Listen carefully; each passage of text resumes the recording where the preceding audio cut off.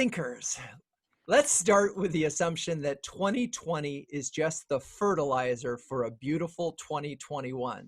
Now, I want to give a shout out to Rich Honeyball, the CMO of Naval Exchange, who included that little witticism in an email that he sent out with his reading list. But let's just agree 2020 has been a challenging year, and many are anxious to see this year in the rearview mirror, which begs the questions, how do CMOs sort of plan for 2021?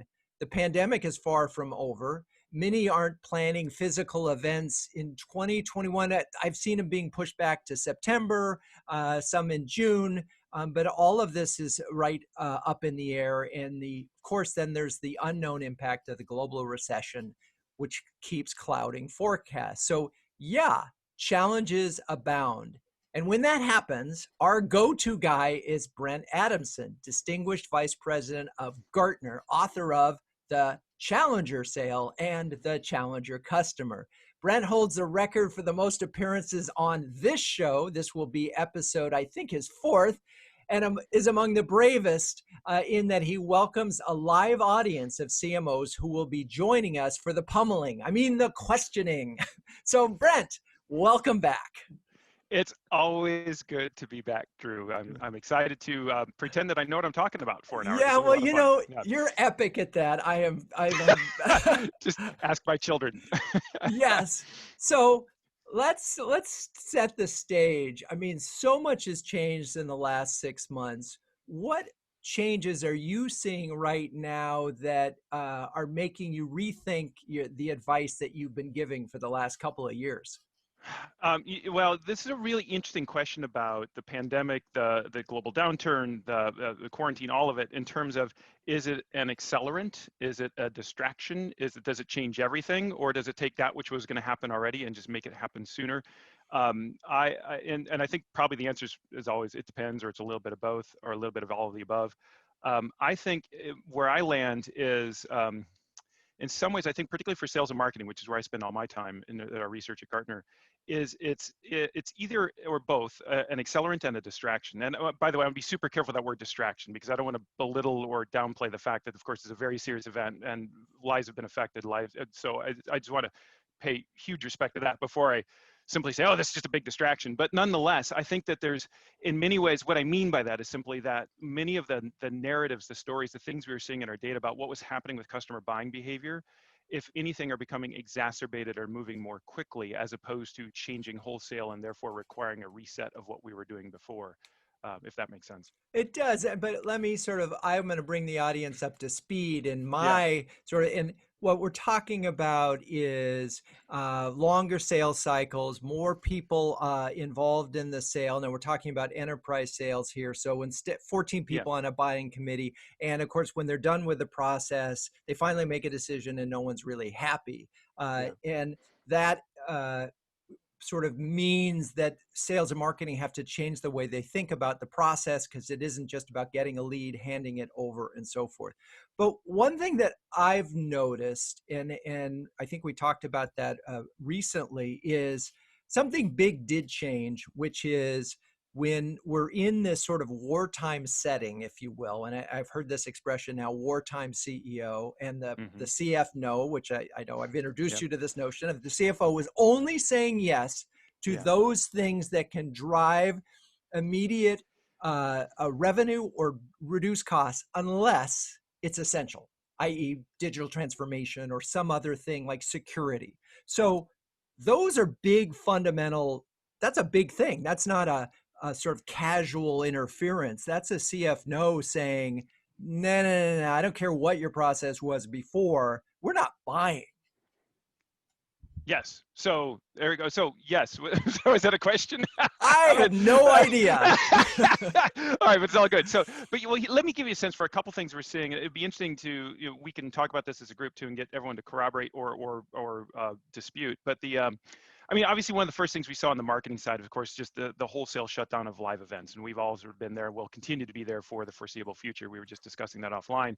And the trick, of course, the marketing side is in many ways what that does is it shuts down a major portion of our demand generation machine, right? So that's like, how do I produce and generate more leads and opportunities into the funnel when most of that was done through live events, which are for the foreseeable future shut down. Oh, by the way, it's not just we had to shut them down, but the money we used to spend on those, the CFO or no, asked for that money back, right? So Yeah. it's not like we can therefore deploy those resources somewhere else Poof, gone. in marketing, which Exactly. is frustrating. Here's the thing that, so now we can take, so that is absolutely a difference about how today is different and how the situation we're in absolutely affects marketing. But in some ways, I think it begs this really interesting question, which does tie back into the broader theme we've been following for the last couple of years. Let me throw this on the table and get your reaction, which is this. So then I think as a CMO, as a marketer, you're left with the question, all right, what do I do now, right? So how do I generate the demand? How do I identify and qualify the opportunities that I used to do through the live channel? And what's left, arguably, is virtual, in our case, digital channels. And I think the obvious answer, I think, is one that's going to likely exacerbate the problem, because the obvious answer is, well, we need to produce more content. We need to touch our clients and our customers and our prospects through more virtual channels, more digital content. So we ramp, and the way that we're going to differentiate ourselves in this world, if we can't be thought leaders in person, let's be thought leaders through content. And so we ramp up the efforts on the data-driven white papers and all the other, infographics and videos. And there's a lot of people have had a lot of success with capturing eyes and attention on LinkedIn, for example. And what'll happen, I think, is we may in fact drive more eyeballs, we were like so views, but it actually plays right into a broader trend we're seeing in our research that particularly came out of our sales practice last year, which is it is going to exacerbate the very problem that customers find themselves facing right now, is just being overwhelmed with not just high quantities of content, but overwhelmed with high quantities of high quality content. And this is a really interesting thing that we have seen happen over about the last 4 or 5 years in our research. So just 2 years ago, and this is again pre-COVID pandemic, all of it, in a very large survey of B2B buyers, we simply asked them, agree or disagree on a 7-point scale. To what degree did you find the content that you encountered as part of this broad purchase process in a complex solution? To what degree did you find the content you encountered as part of this purchase to be generally of high quality? It was interesting, there was 89% of our respondents, there were 1,000 B2B buyers, so 89%, I'm a liberal arts guy, round up, so that's like everybody, right? So said, yes, it was generally of high quality, which is, it's not to say that we're just flooding the market with insights or content. We're flooding them because we all have better data now than we've ever had before. We've all got better insights. We've all placed a bet because our CEOs have asked us to on being a thought leader for our industry, because if we're a thought leader, that will demonstrate that we're smarter, people can trust us, we're the leading thinkers in our industry, so customers will come to us first. And in this race to differentiate ourselves on thought leadership, we've all kind of wound up in the same place where being really, really smart makes us look more or less the same. And more importantly, where that's left our customers is just confused at a higher level. Because now I've got one company telling me to zig, and they've got data, they've got research, they've got subject matter experts engaging me now, of course, digitally, not in person, but they've got all this expertise telling me to zig, and then some other company's got all this expertise and data and experts telling me to zag, and it's all believable. It's all credible. So it used to, we've talked about the customers being able to learn on their own for the better part of 10 years now, but that story up till now has largely been a story of, yes, customers are empowered to learn on their own, but much of that learning journey is separating signal from noise, wheat from chaff, figuring out what do I believe. But we're finding ourselves quickly moving into a world where it's almost all believable. And now I'm kind of stuck as a customer, because now I've got to make a choice when I've got two different alternatives that are both credible and they're both relevant. And so what do you do in that environment? We find that the easiest thing to do is just to not do, is to choose to study it more, to choose to kick the decision down the road. And by the way, it's fascinating here, but this is now relying on psychology well beyond anything we study. People get PhDs in academic study, this kind of stuff. But one of the things that happens in this environment when you set out to research something and find as a result more information, quality information than you expected on that thing that you are now studying, in this case a purchase, what that does mentally, cognitively, it signals to you, wow, this is actually more important than I realized. I better dig into this more. I better do more research. And when you do more research, you find even more information. You find more information, it leads you to do more research. And you wind up in the classic sort of paralysis of analysis, where this is why I think why a lot of times our single biggest competitor today is the status quo, is because our customers, what happens, and the word that I've been using a lot in our research for the last year and a half is the word confidence, because what happens in this environment is customers lose confidence, but they don't lose confidence in the supplier or the brand or the company. They lose confidence in themselves and their ability to make a good decision. This is by, I don't know about, Drew, I don't know if you bought a car lately. I bought a car last year. It took me 3 years to buy that car because it's like I kept saying, oh, but there's another model and there's more. Yeah, I better redo this. Here's an app I can do, and I got more and more information. The more information I got, the more confused I became. And so all of this. Let me wrap it up and kick it back to you for a question, Drew. I'm sorry, but you got me going on this one, which is the world that we live in when we can no longer generate demand through the live channel, which we've relied on, many of us, so heavily over the last several years. That is now shut down. The obvious next best play is through the content channel, through more research, more data.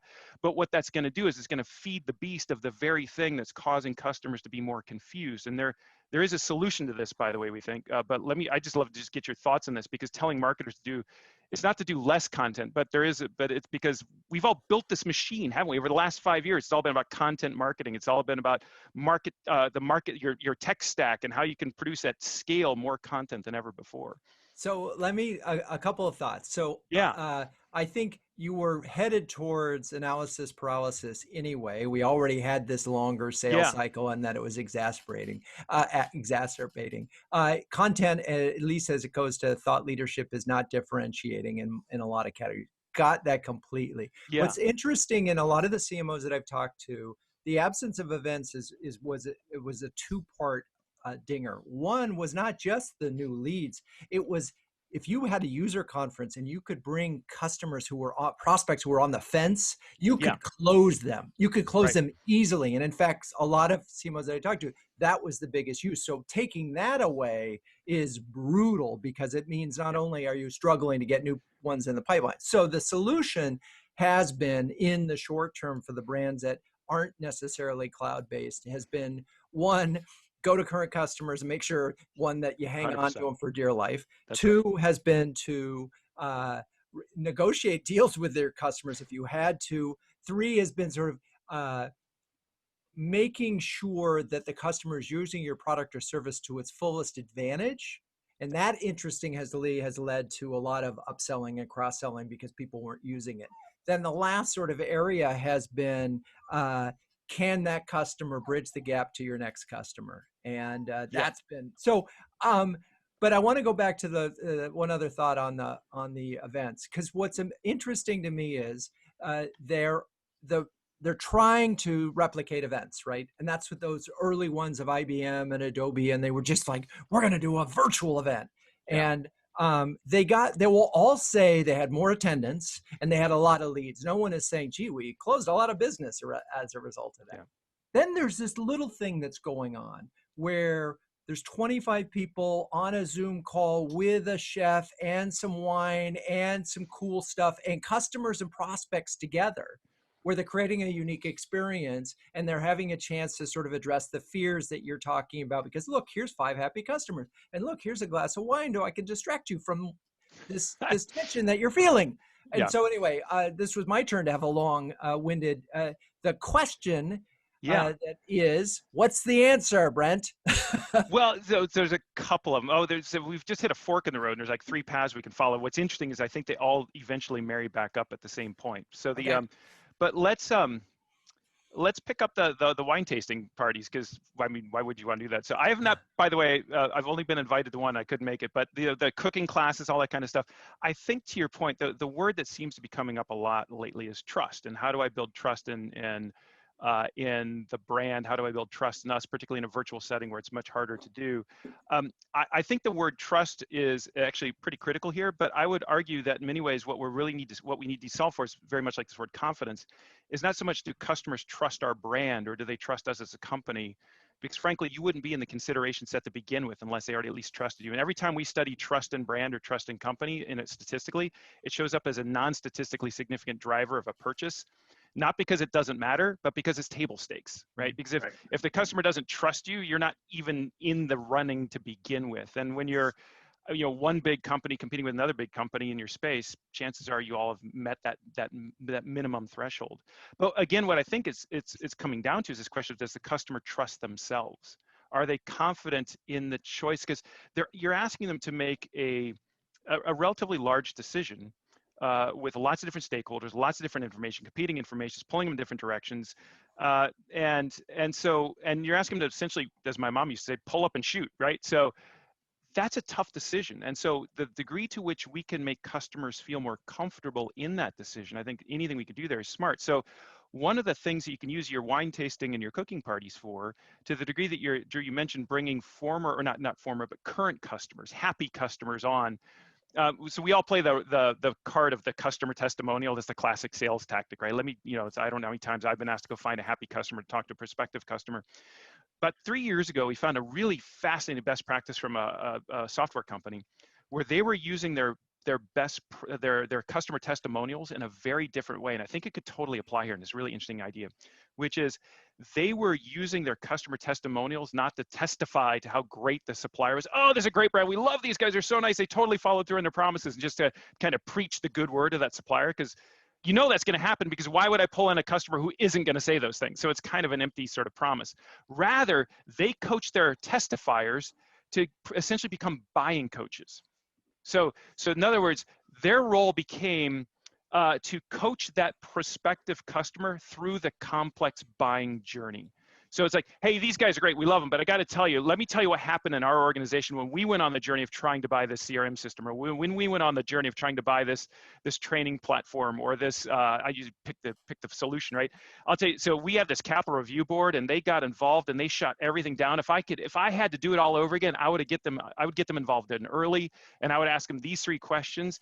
And so you can actually use your current customers, whether it's in the virtual online wine tasting, or it's in real life someday when we get back to in-person interactions, or over the phone, to become coaches to your buyers on how to get through their own buying journey, which they themselves don't fully understand or appreciate just how complex it is. Because what you're doing in that sense is you're building confidence, you're building trust in themselves, that, you know what, I hadn't thought of that, but now that you mention this, I think I can get that person, because that person just gave me an idea on how I can talk to my CFO because it worked for him or her. Does that make sense? It's a very different way of thinking about customer testimonial. Because I'm brainwashed by you, I immediately go to buyer enablement.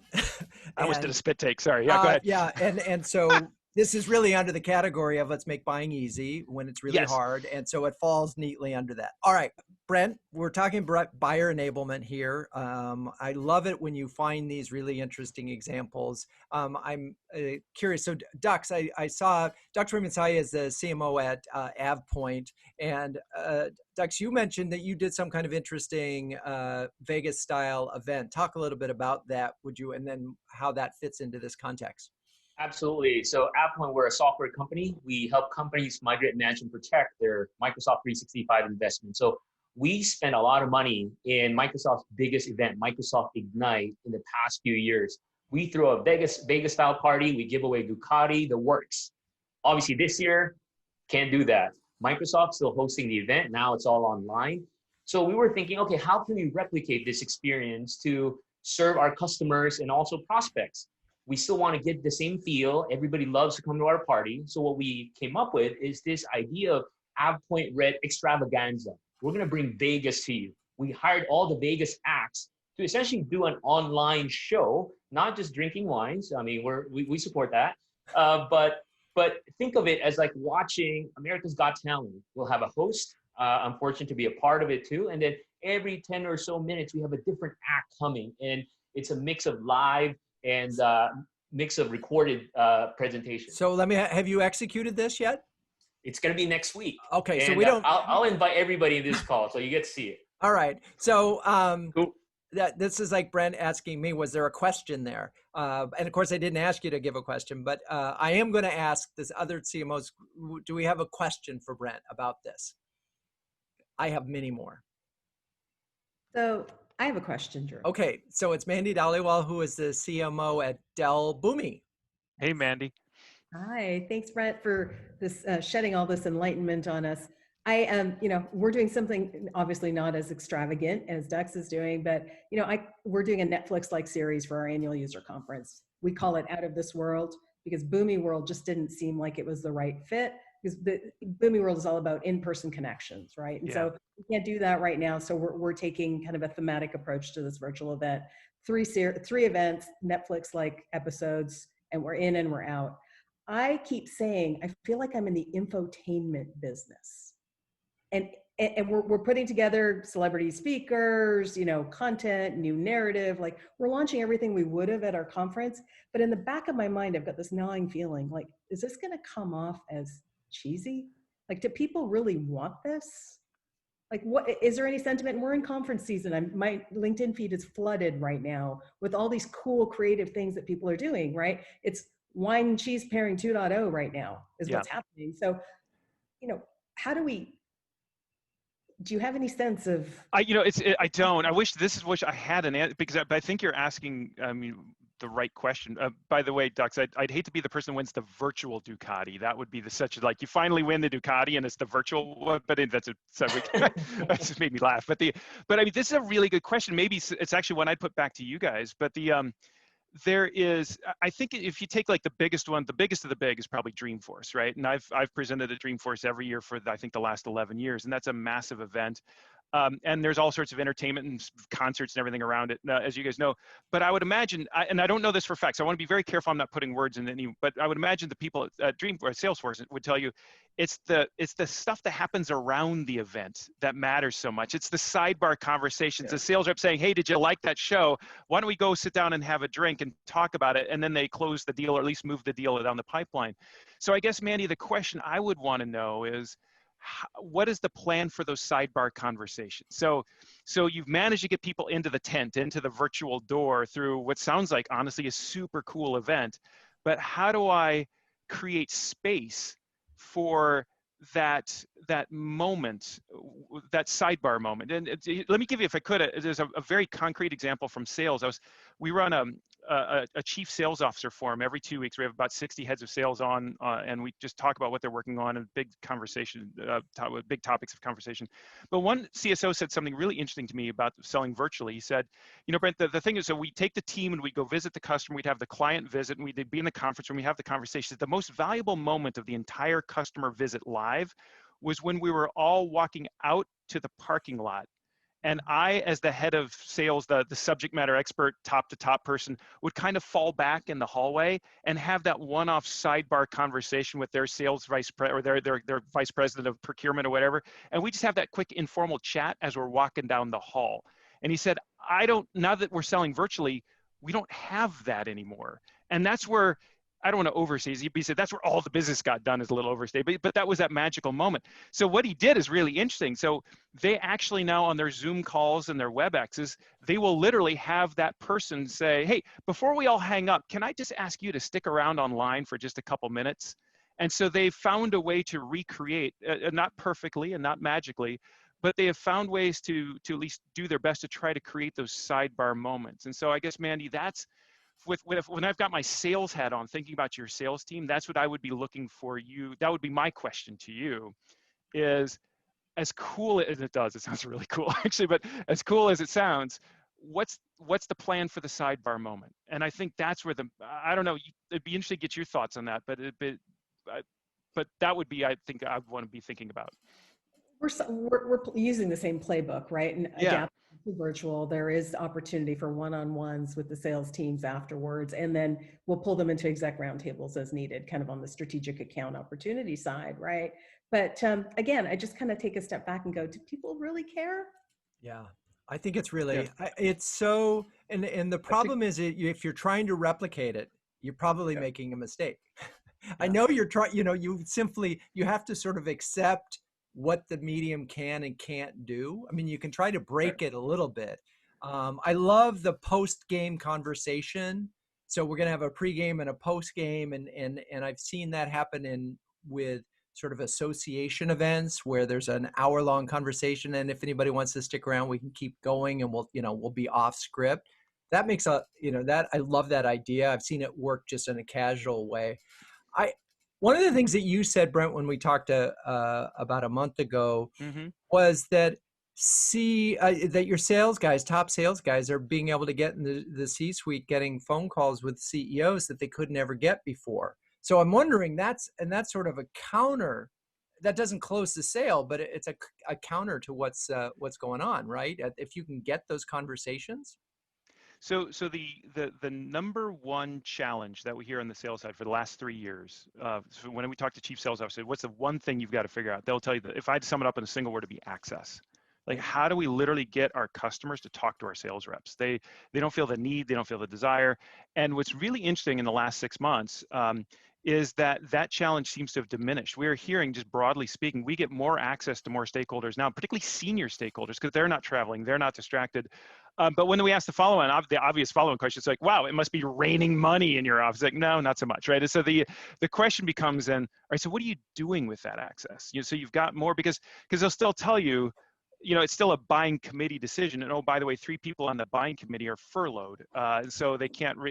Or there's a shadow buying committee. There's the buying committee, and then there's the CFO or the senior C-suite above them saying with veto power. So one of the things that we've been focused on for sales and marketing in the last 6 months is buying journey mapping, which I know for marketers has been around since as long as marketing. At least for the last 10 years, we've talked about buying journey mapping. We've spent a lot of time evolving that idea over the last several years. But I think one way or another, if as a marketer in particular, although we tell heads of sales the same thing, if you haven't gone back in the last several months to revisit with your customers, and literally it goes back a little bit, Mandy, to your point about how do I know if they want this? Ask them, right? I mean, not to be, you know what I mean? It's like right? It's like, so, and is it broad? Which is, have we collectively and individually sat down with our customers, said, what's different about buying now? Who's involved in the buying committee? Are they still, have the rules of the game changed? What are you finding hard? What information would be helpful to you? And again, it's the thing you want to map is not the customer's buying from you journey, but rather the customer's buying journey, irrespective of you. And this is something we've, Drew, as you know, we've talked about for several years now. Oftentimes in marketing, we map the customer's buying journey. It's awareness, consideration, preference, purchase, which is the awareness of us, consideration of us, preference of us, purchase from us. It's the buying from us journey, right? But that's not actually what we're talking about here. This is what's hard about buying in your own, or even better, I think what's hard about deciding. In fact, there you go. I think the thing we want to map is not the customer's purchase journey, but the customer's decision journey. How are decisions being made in this organization right now? And by the way, sometimes they won't know. And then that's where this opportunity to play coach to them, I think, in terms of buyer enablement, becomes that much more important. But yeah, if you have not revisited your customer buying mapping in the last 6 months, I think that's the first thing I'd put on my list of what to do in the next 6. And also plan to do it on a 3-dimensional kind of a way. I mean, when you look at Brent's sort of spaghetti chart, where it goes like this, and you're 3 months in, and then a new person comes in, and you go backwards, and then new jobs are to be done, and then you get it there. Wait, there's an executive buying committee that has to approve it. When you go backwards and you look at it, and it literally looks like a Rube Goldberg sort of exhibit. And so we're still talking about buyer enablement, no matter what. Now, well, I got another one I can put on the table, because by the way, I don't know if you've even noticed, Drew, it's still hanging out there. I still have those customers out there overwhelmed with too much high quality information. Right. Yeah. So we haven't solved that yet. No. So should I take a stab at it?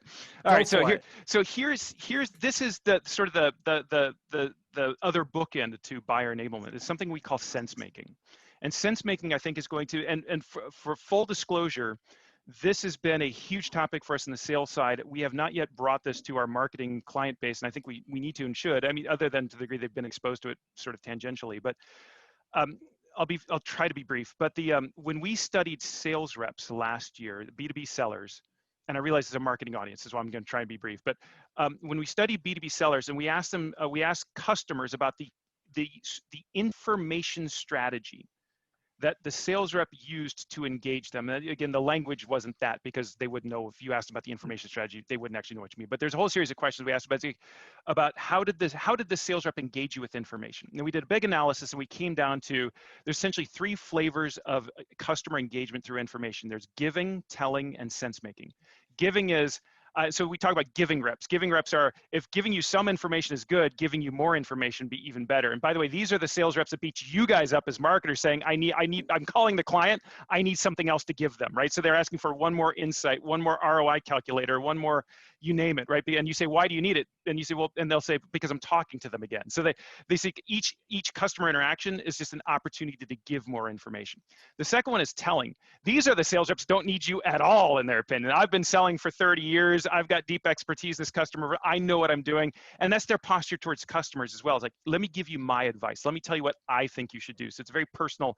And then there's this third category, or approach, which is sense making. And sense making, and to be super clear, these are not profiles of reps. They're not personality types. So they're just techniques of using information, which is why I think it's important for marketers, because we as marketers can apply the same thinking in our content, which is a sense making approach is quite literally just helping your customers make sense out of all of that information out there, which is to simply acknowledge, like, there's a lot of information out there. You've got this data from us, you got this white paper from us, you've got this data from this other place. I'm sure you went to this trade association and saw this particular webinar. I got to imagine at this point, you're pretty confused.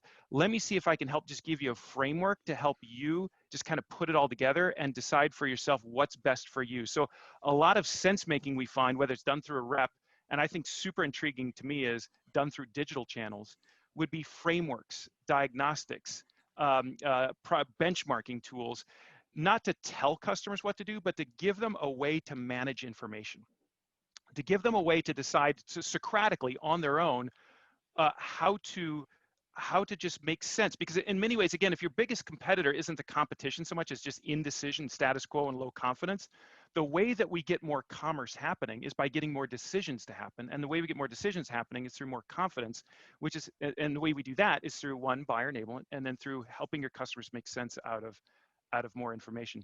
You know me, Drew, I could keep going, but let me take a breath. So yeah, okay, yes. Yeah. So diagnostic tools, and I think I remember we talked about this. You can set these diagnostic tools up to be sort of neutral but favorable. Yes. Yeah. Right. And so they do a really good job. These are an old-fashioned version of a buyer's guide, right? Potentially.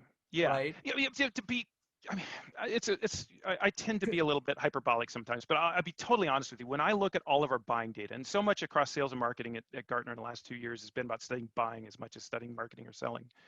And when I look at what's going on with the buying side of complex B2B solutions, it's kind of amazing to me that commerce still happens at all, honestly. And it's somewhat of a facetious point, because as my head of research, our head of research, his name is Eric, he'll say, Brent, you're an idiot. And he's right, by the way. But he'll say, of course, commerce still has to happen, right? You still have to buy replenishables. You still have to buy capital equipment. Commerce will still happen. Right. But it does nonetheless make me wonder how much more commerce could happen if our customers just felt more confident in making bigger, potentially perceivably more risky decisions than they do now. And so I think the play here is not so much how do I steal share from the competition through sense making, but rather how do I enlarge the pie overall and just maintain my wedge, right? So because that is the other way you can grow through share, or you can grow through expanding the market. And I think that the market we need to expand is not the market of buying your product, it is the market of quality decisions, if that makes sense. It's helping our customers make better decisions. Let me add an overlay to that to see if this makes sense. So sense making, yeah. I get that idea is help me through this, right? Yeah. Help me make sense of it. But I'm going to add this layer which says, I'm going into 2021 as a CMO and I'm completely uncertain. If 5 vendors yes. come to me and say, I've got another marketing automation tool for you to buy, I want yeah. you to buy it, you're going to go, wait, no. My budget is down. I can't even talk about it. But unless they say, okay, I know you have 25 current marketing automation tools. You could sunset 5 of them, which would reduce the cost, and buy mine, which would, basically you're going to have a net 30% savings yeah. in your marketing automation. Now you've made sense in the context of, I've got a smaller budget and I need to do one of 2 things, drive revenue or reduce costs. Yeah. So with that, I think you need to bring this theory into this moment, and maybe sense making is even that much more important, because but there, what I would suggest what you're talking about is what I would call an insight. and it's very consistent with what we've done with the challenger work in the past, right? Which is if you can share with your customer what we would call a commercial insight, that is an insight that you can monetize, right? So there's a different way to think about your business. Rather than adding this capability, if you sunset these 5, add this 1, overall you're going to save more. I'm going to help you save money in ways you didn't even know were possible. That is a sort of a classic definition of what a commercial insight is. But now you got to play that out in a world where your competitors, pretty smart too, is probably having either the exact same conversation and landing in the exact same place. Now you're not differentiated, or they're having a different conversation and getting them to land in a different place with equally good insights. So now you're differentiated, but now you got the zigzag problem, and now they're both believable, and I don't know what to do. So beyond just having a good insight, as you just described, one of the ththings about sense making that's so critical is it's challenger in context. The word I find I use with sense making more than anything else is the word context, is understanding where your insight sits in the context of all of the other information your customers are likely to encounter, which by the way means taking an audit of what is all that information. If you're not sure, ask your customers. So one head of sales and marketing at a cloud company we know well, he said they did that, and this is cloud computing, and they said they did this. They went out and just talked to their customers. So what is the information that you always look at when you make these decisions? And they found there's one white paper produced by a well-branded, well-known competitor of theirs, and they looked at it, and so their first reaction was, oh God, they're all looking at this white paper. We need a white paper. That was their first reaction, and our white paper needs to be as good as their white paper, and so it's got to be and then they realized that's not going to actually help anything. This is going to confuse me. So you know what they've decided to do? They use their competitor's white paper as their collateral. Right? Now, I'm not suggesting, by the way, this is always right answer. I got to be super careful here. But what they've done is rather than running away from the problem, they run right at it. And they say, hey, have you seen this? Because if you haven't, you probably want to, because this is honestly, for our industry, the single best resource to sum up everything that's going on there. And so we'd suggest you look at it. By the way, when you look at it, we think these are the 3 questions you want to ask yourself as you look at it.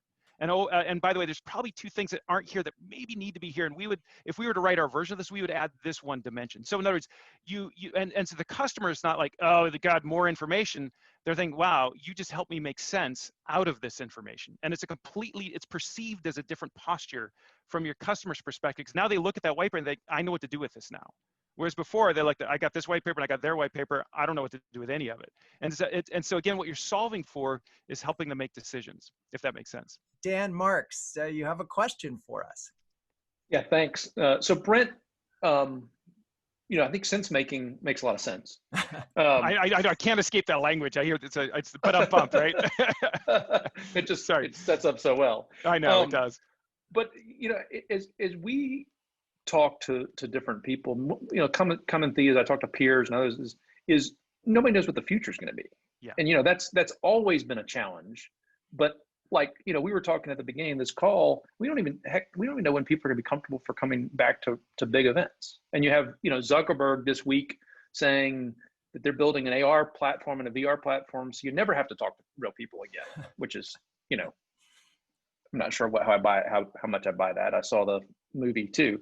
But that's the world we're in. And so when the future is so uncertain, what does sense making look like in that context? It's not only a good question, Dan, it's a really relevant one.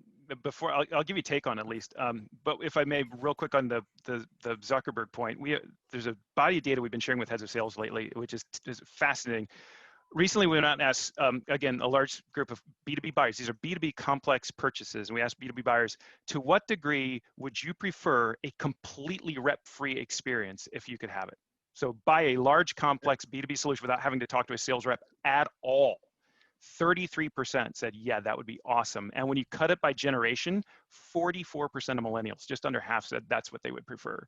So I'm not the guy that's going to put a fork in the sales force and say we're done with sales reps, but I think we're all going to have to watch the space very carefully. It's going to be very interesting. So that's like dropping a bomb on the conversation, running out the door. I know, but that's something fascinating. Okay, so all right, so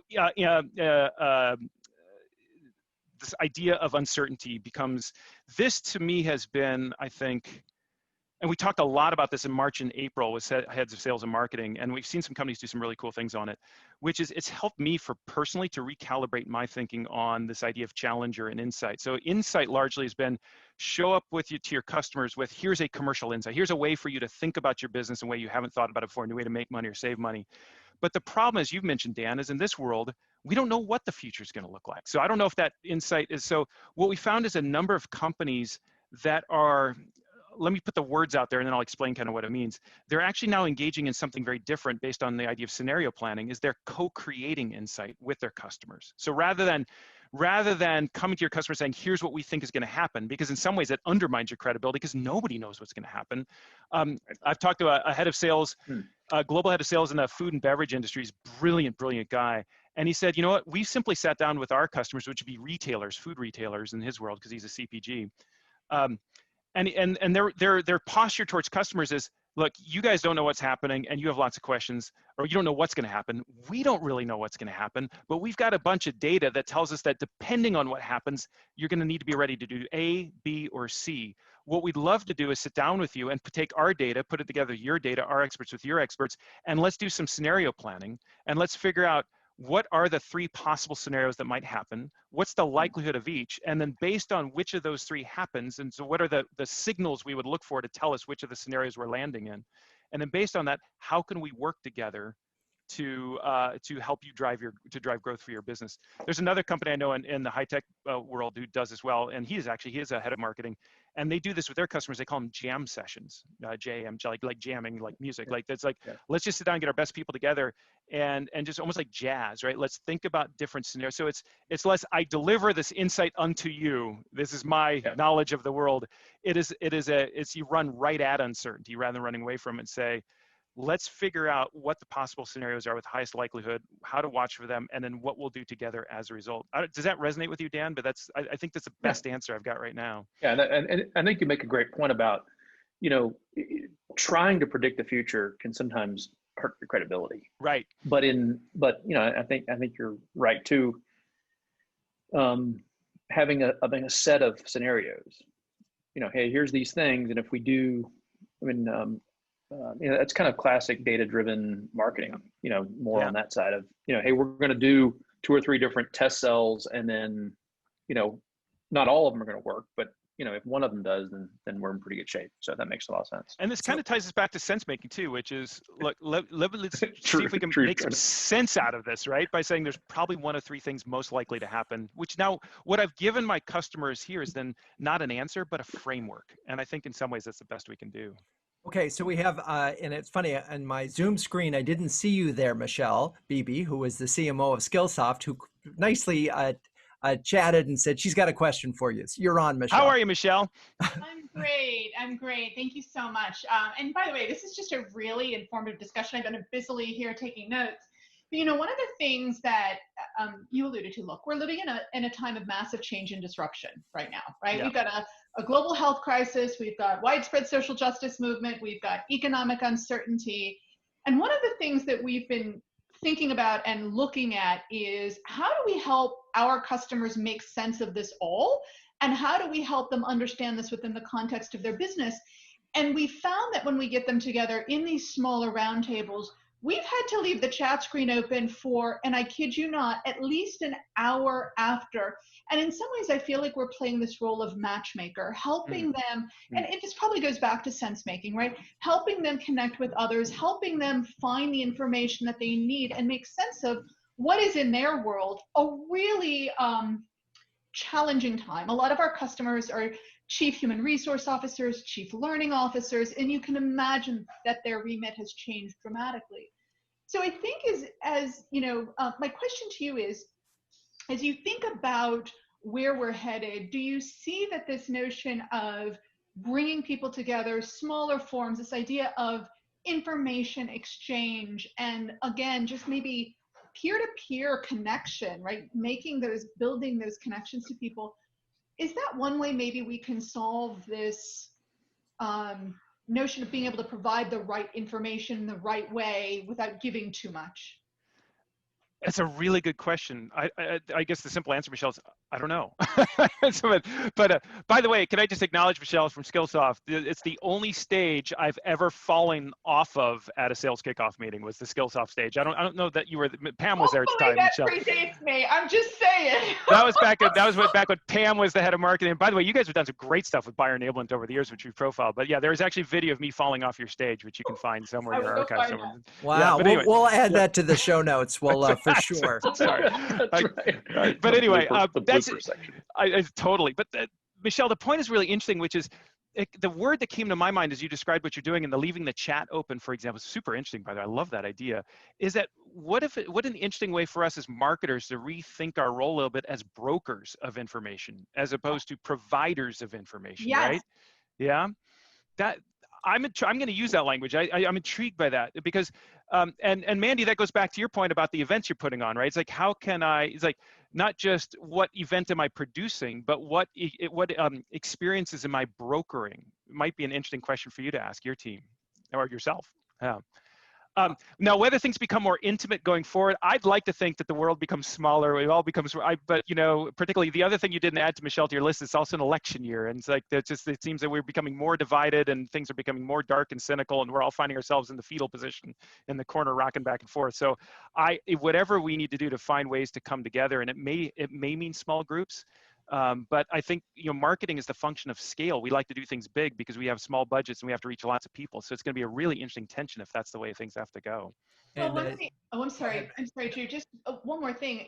Yeah. I wrote down this notion of intimacy because I think it is an important thing. One of the things that's very different about now is we're inviting people into our homes. We're seeing, right? we are dressing more casually. We are seeing people in a way that we wouldn't have before. And I think that's also helping us build those bridges. And that's where I think we can get the feel, because we're going to look at Zoom screens now or WebExes or whatever, and we've got all these people and we're getting a window into their lives, which I think is going to help build some of those connections. I hope so. I love the optimism, Michelle. I'll tell you the language that I've used in our research over the last couple of years is, we started studying a selling story and a marketing story. How do we sell better? How do we market better? And we found in studying a selling and marketing story, what we actually found is a buying story. But what we found lately with these ideas of confidence and sense making and trust is that at the heart and soul of all of it is a very human story. And I think in some ways, not to get, I don't know if whatever this might be, but I love that from an optimist point of view. I think what this whole thing has done for us is brought out a little bit more humanity, perhaps, if one thinks positively, which would be super cool given everything else is going on in this world. If that's a win, that's a pretty big win to go through what we've gone through. Yeah. So if I may add quickly, while everybody's talking about social distancing, the last couple of months has brought virtual closeness. So that's what I think agree, about. Dux. Yeah, this is very intimate what we're doing right now, right? And we're in each other's homes right now. I totally agree. So I want to go back to the election for a moment, and I will be officially changing the name of the show to Renegade Thinkers Unite, depending on the results of the election. And where one stands on it. Yes, exactly. But I'll just say that the new theme music will be "Oh Canada" if it goes the wrong way. So now I know Simon Schaefer-Goldman from Case Paper has been patiently waiting to ask a question. So, but I know he's on the case. So Simon. No, this has been it's been fascinating listening to everything. And when you look at just the reality that we're in today, and you talk a lot about the 57%, right? So a lot of the journey happens before. And so when we look at sales and kind of where sales gets more intimate with a customer, right? There's no more in person or very little happening right now, making it a lot more difficult. And so you have a team of people you're trying to talk to, right? There's multiple decision makers. There's people that are involved. And you talk about trying to get to that one, right? I think you called it mobilizers, right? Yeah. Right? So mobilizers. And so with that in mind, not being able to actually, after that point, after that 57%, what advice are you giving marketers today? Because sales and marketing, if no other point in time, need to be so closely aligned than ever before. And, I think of Miracle on 34th Street, right? When he says, go to Gimbals. Somebody at Macy's told you to go to Gimbals, and it was like, oh my God. Now you're basically telling the salespeople, what we're going to do here is we're not going to talk about us. We're going to, or in your case, you said actually a competitor using, or a company using competitors' resources. How does that jive with sales? Because that seems like a very hard pitch for a marketing team to make to a sales team. Well, so Simon, I'm about to launch, I think, over the next couple of years on one of my mini soapboxes, I suppose. But I think the one that we have to launch on is helping sales leaders rethink sales and selling pretty completely. So as we draw to a close in this conversation, Drew, now is the time to put the one big idea on the table that really is actually top of mind for me more than all of what we talked about so far, which is when you look at customer buying behavior right now, and customers' likelihood of using in-person channels, whether so talking to a sales rep, whether virtual or in person, doesn't matter. I'm talking to a human being versus using a digital channel, website, influencers, videos, whatever.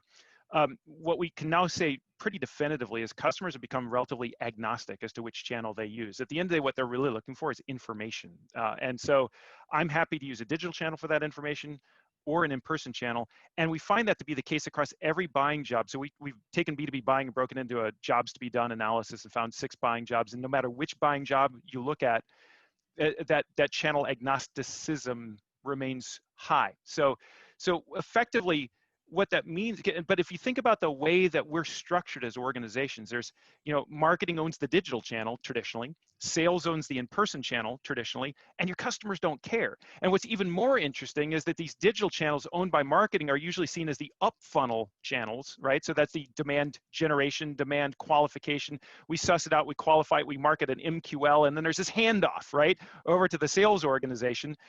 And then from there, it's like digital's done, marketing's over, go get them sales, and when it wipes out, we tell them, what'd you do wrong? You didn't follow up on my lead. And so I call this the serial commercial engine. First the sale, first the marketing, then the sales. First the digital, then the in-person.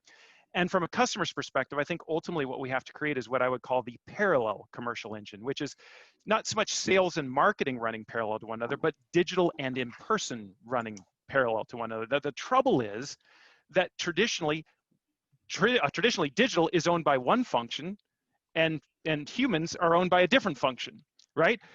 And so this is, I honestly, this is the thing I find myself saying more and more in the last 2 or 3 weeks. I think if I look across the next 3 to 4 years, I think our own internal organizational silos are likely the single biggest barrier to breakout growth coming in the next 5 years. Is because it's because we tend to think, oh, this is a marketing thing. And Drew and I have debated this. Drew says, well, this is the world where marketing finally gets to take over and lead the commercial organization. And it's like, I don't know, but it's like somebody needs to lead here. But the thing I tell heads of sales is because, it's interesting, CSOs, and I've known CSOs for as long as I've been doing this, about 17 years. CSOs often have this tendency, and I say this with great love, to define themselves by the number of sellers that report up into them, right? So because you think about who, as a head of sales, not what do I do, but who am I? It's an identity question, that's a behavior question. Who am I? I am the builder of a sales organization. I build a team, I deploy a team, I train a team, I ensure that team is a well-oiled machine. But what I find myself telling heads of sales right now is, as a CSO, you're not the head of sellers. You need to think of yourself as the head of selling. And much of that selling is no longer happening through human channels. It's happening through digital channels. And whether that, therefore, the head of selling becomes someone traditionally from marketing or someone from sales, I kind of don't care. But it's like, not that was very scientific of me, wasn't it? But but it is the degree to, and there's only 2 companies in the world. In fact, one in particular I know in the world that has done this. And watch this space. I can't tell you, I wish I could tell you more about this tech company, but it's a multi-billion-dollar company. This is not a small startup out in the valley. This is a large multi-billion international tech company. They've completely blown up their internal structure. I was talking to their head of marketing the other day. He's a CMO, is one of the smartest CMOs I've ever met in the world. And I sent him a note about some things we were working on and said, hey, I said, I'm not sure I'll be able to, we'll be connecting nearly as much because my role's changing, your role's changing. He says, and he wrote back, said, hey, Brent, it's no big deal because I'm not the head of marketing anymore because we don't have marketing. This is a CMO who said this. This is someone who's dedicated 30 years of their career to become the very best of the best as chief marketing officer, just told me as if it was no big deal, we don't have marketing anymore. By the way, their head of sales, who I also know, says we don't have sales anymore either. All they have, so what they've done is they've reorganized structurally around customer buying jobs. And so they have different parts of the commercial function that are organized around solving customers' challenges for that particular buying job, both through digital and through in-person, and by the way, for them, through channel partners all simultaneously. This stuff gets really big. One of the reasons why we find ourselves, Simon, not talking about this nearly as much is because you guys will naturally then ask us, okay, so what do we do about it? What's the obvious answer? And frankly, part of the answer is we don't know yet. I mean, this stuff is that disruptive that it's hard for me to imagine most organizations being willing or able to go down this road of blowing it all up and rebuilding it. There's just too much institutional baggage, budgets, reporting lines. And so I'm a bit dumbfounded myself because what's happening over the years is we're seeing our commercial organizations become increasingly out of sync structurally with how buying actually happens. And at some point, this thing, and you see small startup companies out in the valley, and they've kind of got this figured out, and they're lean and they're agile and they're doing all sorts of cool things. But for the big multi-billion Fortune 50 or Fortune 500, this is going to be hard, but it's going to be really necessary because customers are going to force us into it. How's that for optimism, Drew? Yeah, well, now I've crushed everybody's soul. We're out of time. Exactly. All right. Yeah, we are definitely out of time. I'm feeling, and speaking of changes, so all the listeners out there who just who don't have a commute anymore. So unless they are long distance runners, we lost them about 20 minutes ago. Anyway, we're going to wrap up, and then we're going to have an after party, an after conversation. But Brent, as always, thank you so much. And the CMOs who joined us, thank you as well. It's really been, a mind-blowing conversation. And of course, what you ended the show with, everybody's going to want to, well, what's next? So stay tuned. We'll try to answer that question. Number 5, it's coming up. You and me, Drew. All right. And so thank you all again. Renegade Thinkers Unite is written and directed by Drew Neiser. Hey, that's me. Audio production is by Sam Beck. Show notes are written by Melissa Caffrey. The music is by the amazing Byrne Twins. And the intro voiceover is Linda Cornelius. To find all the transcripts of all the episodes, suggest future guests like Brent Adamson, and learn more about quite possibly the best B2B marketing agency in New York City, visit renegade.com. And until next time, keep those renegade thinking caps on and strong.